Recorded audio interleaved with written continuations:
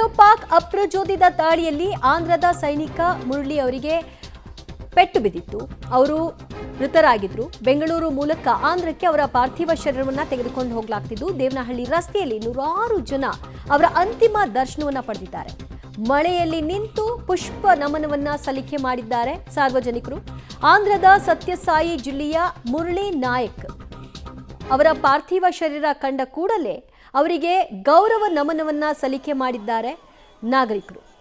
ಪಾಕಿಸ್ತಾನದ ಬ್ರಹ್ಮೋಸ್ಗಳಿಗೆ ಈಗಾಗಲೇ ಭಾರತ ಉತ್ತರವನ್ನ ಕೊಟ್ಟಿದೆ. ದಾಳಿಯಲ್ಲಿ ಒಂದು ಸಮಸ್ಯೆ ಆಯಿತು, ಬಹಳಷ್ಟು ಆಗದೇ ಇರಲಿ ಅನ್ನುವಂತಹ ಪ್ರಯತ್ನಗಳು ನಡೀತು. ಇದರ ಮಧ್ಯೆಯೂ ಕೂಡ ನಮ್ಮ ಸೈನಿಕರನ್ನ ಒಬ್ಬರನ್ನ ಕಳ್ಕೊಂಡಾಗಿದೆ.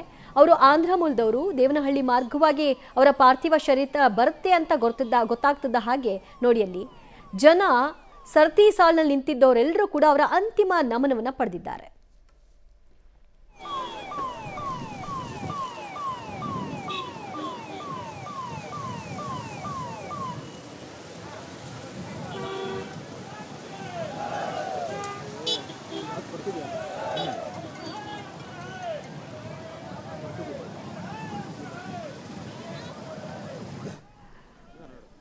ಆಂಧ್ರದಲ್ಲಿ ಅವರ ಪಾರ್ಥಿವ ಶರೀರವನ್ನು ತೆಗೆದುಕೊಂಡು ಹೋಗಲಾಗುತ್ತೆ. ಅಲ್ಲಿ ಅಂತಿಮ ದರ್ಶನಕ್ಕೆ ವ್ಯವಸ್ಥೆ ಮಾಡಲಾಗುತ್ತೆ.